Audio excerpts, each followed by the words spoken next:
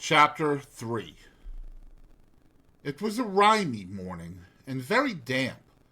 I had seen the damp lying on the outside of my little window, as if some goblin had been crying there all night, and using the window for a pocket handkerchief. Now, I saw the damp lying on the bare hedges and spare grass, like a coarser sort of spider's webs, hanging itself from twig to twig and blade to blade. On every rail and gate, wet lay clammy, and the marsh mist was so thick that the wooden finger on the post directing people to our village, a direction which they never accepted, for they never came there, was invisible to me until I was quite close under it.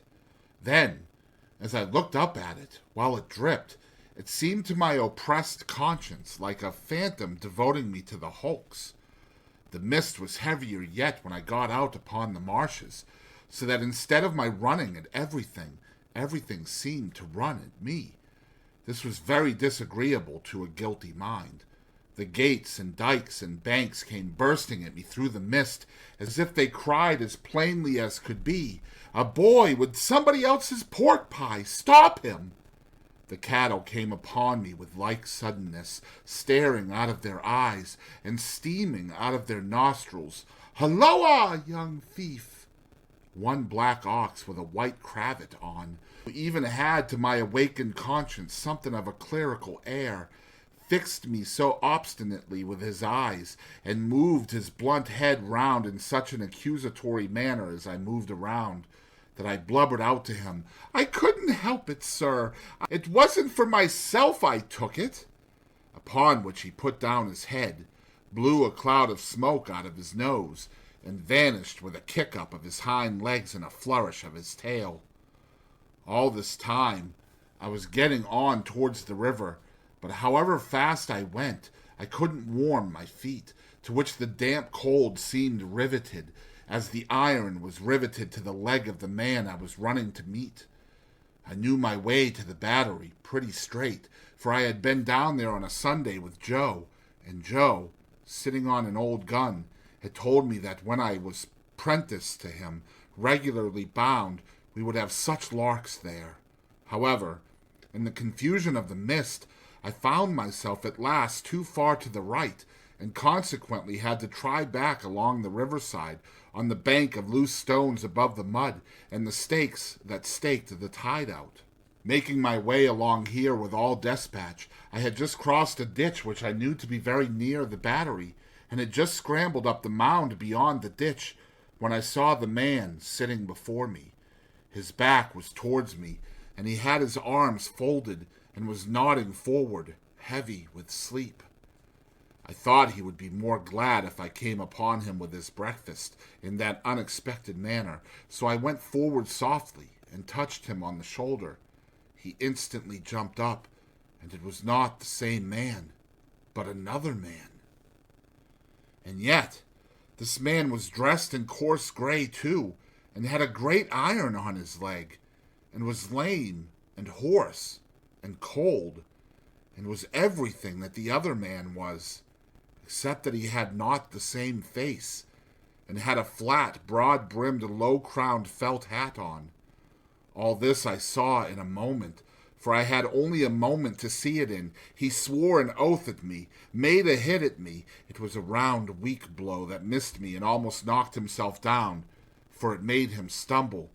And then he ran into the mist, stumbling twice as he went, and I lost him. "It's the young man," I thought, feeling my heart shoot as I identified him. I dare say I should have felt a pain in my liver, too, if I had known where it was.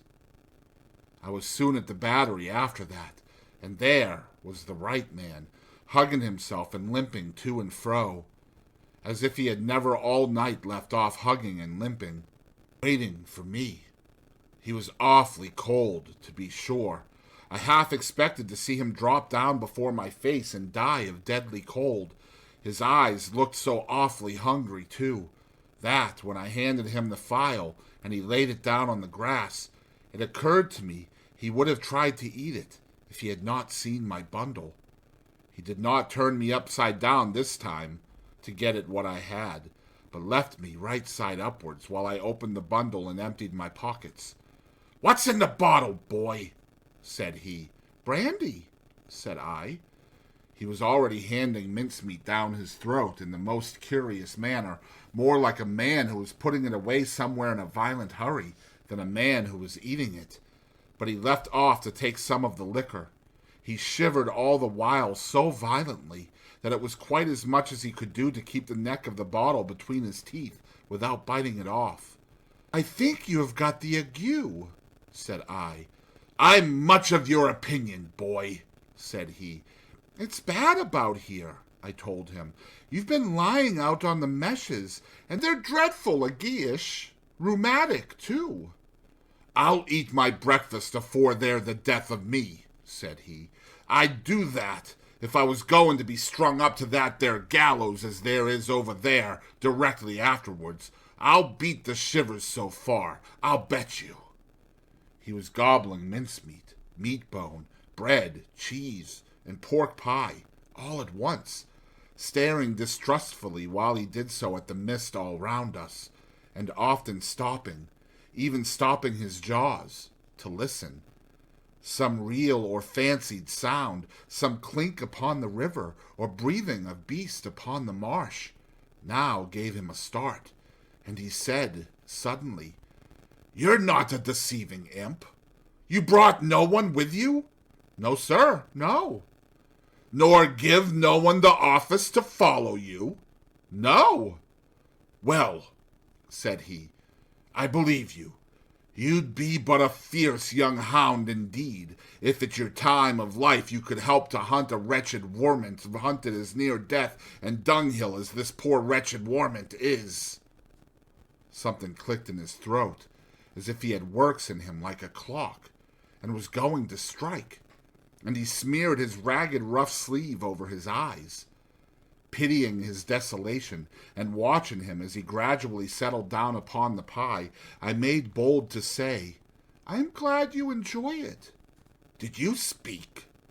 "I said I was glad you enjoyed it." "Thank ye, my boy, I do." I had often watched a large dog of ours eating his food, and I now noticed a decided similarity between the dog's way of eating and the man's. The man took strong, sharp, sudden bites, just like the dog. He swallowed, or rather snapped up, every mouthful, too soon and too fast, and he looked sideways here and there while he ate, as if he thought there was danger in every direction of somebody's coming to take the pie away. He was altogether too unsettled in his mind over it to appreciate it comfortably, I thought, or to have anybody to dine with him, without making a chop with his jaws at the visitor. In all of which particulars he was very like the dog. "I am afraid you won't leave any of it for him," said I, timidly, after a silence during which I had hesitated as to the politeness of making the remark. "There's no more to be got where that came from." It was the certainty of this fact that impelled me to offer the hint. "Leave any for him? Who's him?" said my friend, stopping in his crunching of pie crust. "The young man that you spoke of, that was hid with you." "Oh, he returned, with something like a gruff laugh. "Him, yes, he don't want no wittles." "I thought he looked as if he did," said I. The man stopped eating, and regarded me with the keenest scrutiny and the greatest surprise. "Looked? When?" "Just now." "Where?" "Yonder," said I, pointing. "Over there, where I found him nodding asleep, and thought it was you." He held me by the collar and stared at me so, that I began to think his first idea about cutting my throat had revived. "Just like you know, only with a hat," I explained, trembling. And I was very anxious to put this delicately. And with the same reason for wanting to borrow a file. Didn't you hear the cannon last night?" "And there was firing," he said to himself. "I wonder you shouldn't have been sure of that," I returned, "for we heard it up at home, and that's farther away, and we were shut in besides." "Why, see now," said he, "when a man's alone on these flats, with a light head and a light stomach, perishing of cold and want, he hears nothing all night but guns firing and voices calling. He sees the soldiers with their red coats lighted up by the torches carried afore, closing in round him. Hears his number called, hears himself challenged, hears the rattle of the muskets, hears the orders, 'Make ready, present, cover him steady, men,' and is laid hands on, and there's nothing. Why, if I see one pursuing party last night, coming up in order, damn 'em with their tramp, I see 100. And as to firing, why, I see the mist shake with the cannon, arter it was broad day, but this man," said all the rest, as if he had forgotten my being there. "Did you notice anything in him?" "He had a badly bruised face," said I, recalling what I hardly knew I knew. "Not here!" exclaimed the man, striking his left cheek mercilessly with the flat of his hand. Yes, there!" "Where is he?" He crammed what little food was left into the breast of his gray jacket. "Show me the way he went. I'll pull him down like a bloodhound. Curse this iron on my sore leg. Give us hold of the file, boy."